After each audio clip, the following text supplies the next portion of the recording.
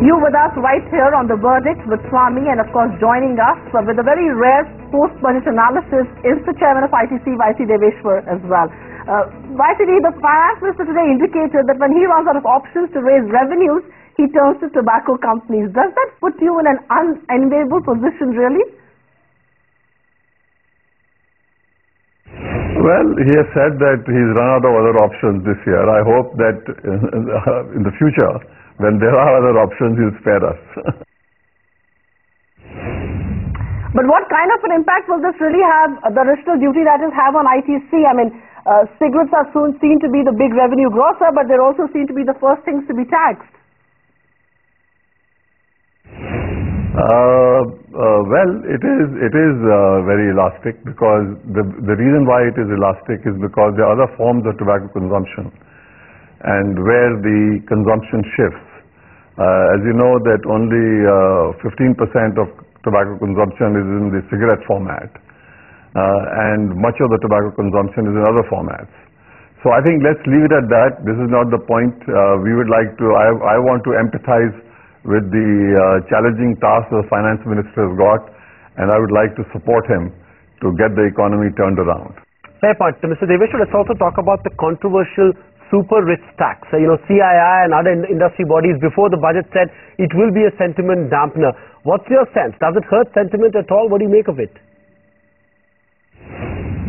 I think 1 year, I think this is not a big sacrifice to make for those who earn more than 1 crore.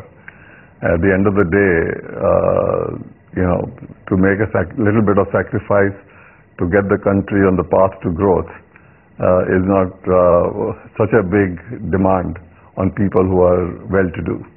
Swami, comment on that. Are you hopeful that this will just be a 1 year thing, because it's going to be tough for for any government to now cut down the tax on super rich, because politically this is a good thing to do, isn't it?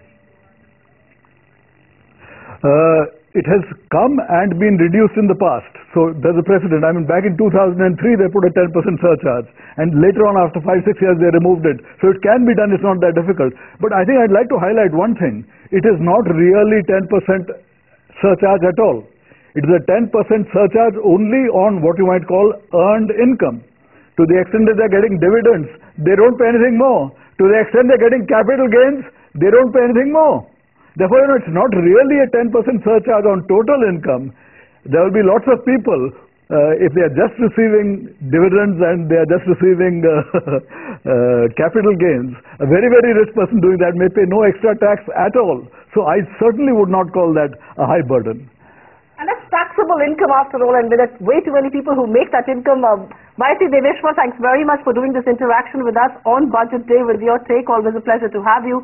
But the big voices don't seem to come on ET now. We've got Montek Singh Ahluwalia, the Deputy Chairman of the Planning Commission, and of course N.R. Narayan Murthy joining us for the next leg of this debate. Let's begin with you, Mr. Ahluwalia. The common assessment is that Chidambaram has announced no big bang, game-changing ideas this time around, something that he's always been popular with as far as his budgets are concerned.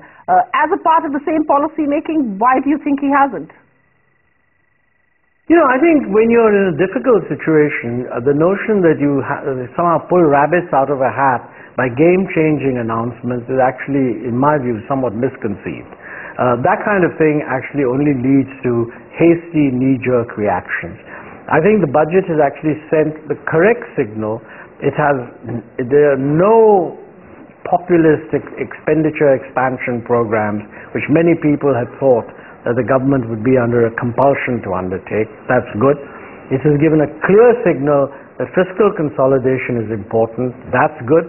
It's taken a whole number of sectoral initiatives and put them together, talking about infrastructure, financing for infrastructure, building on stuff that has already been done. It's not disrupted the basic tax regime.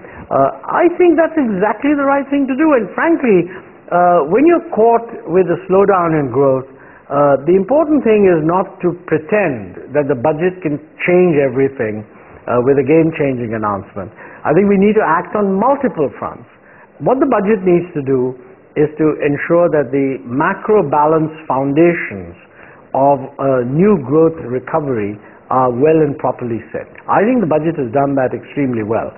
Also, to ensure that there's a sense of stability in the basic tax rates. I think the budget has done that also.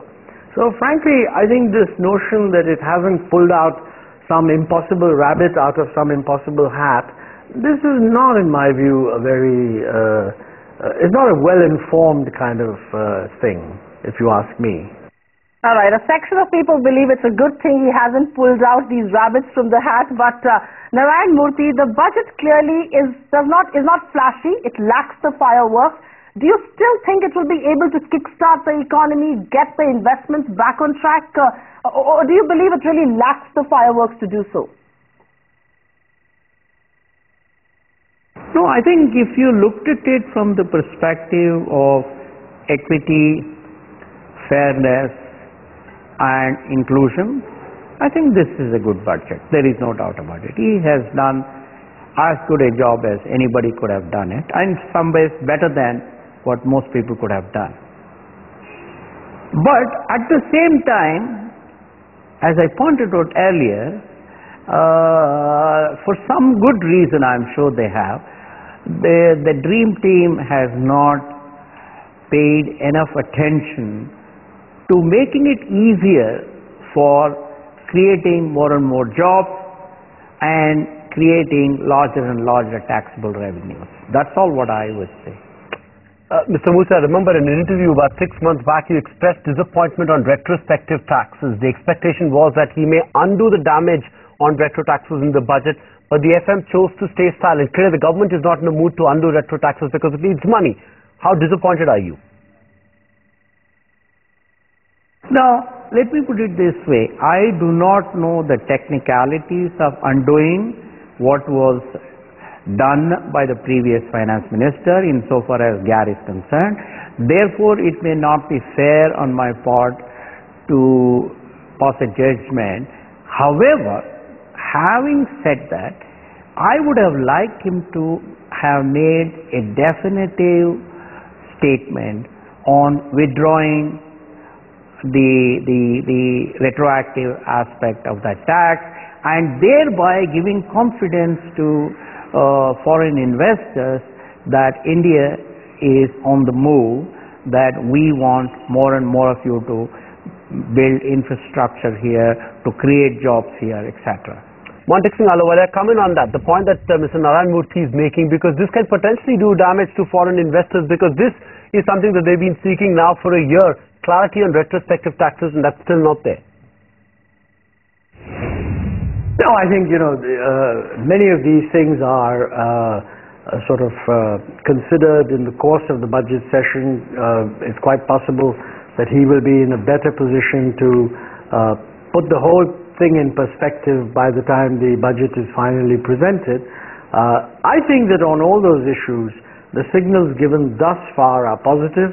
Action is not complete, but I would assume that investors read what he has done as indicating a very positive signal, and they'll wait to see what the final decision is. Swami, everybody is talking about how there are positive signals on retrospective taxes. Chidambaram is engaged in a conversation with Vodafone. He clarified today they are in conciliation talks.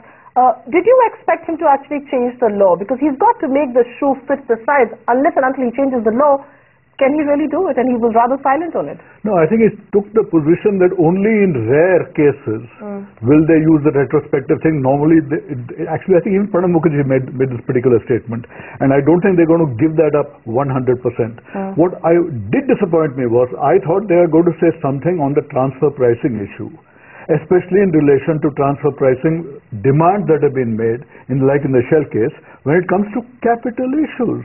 Now, 50,000 crores right now is the amount of money tied up in transfer pricing litigation. And the total, I think, is 300,000 crores. I mean, so much money is lying in the courts. If you really wanted to make some easy money, some way of settling that particular sum of money, I think would have given easy, not only much easier revenue, but reduce the amount of harassment. I mean, so many guys, if you say, you don't put a penalty and interest, let's just settle it, huge amounts could have been settled, including the transfer pricing. But on transfer pricing, what really worried me was the Shell case, where you're saying on the issue of fresh shares, you're going to treat this as income. Whenever you issue fresh shares, in any accounting norms, It's shares are a liability. liability of the company, not income. How on earth can you put a tax on a liability? Let me play the devil's advocate here, because on the Shell issue, he did issue a clarification there, and he said it's the rarest of the rare cases, and which is why I've asked the opinion for the Attorney General. I guess we'll have to wait for that opinion to come in for him to take corrective action. We take a break on that note, but we cannot finish this discussion without talking about electoral politics and what has Chidambaram really done to woo his electorate. We come back with politicians on the show, Kapil Sibal, Rajiv Pratap Rudy and Sitaram Yechury, along with Swami, to discuss that leg of the debate.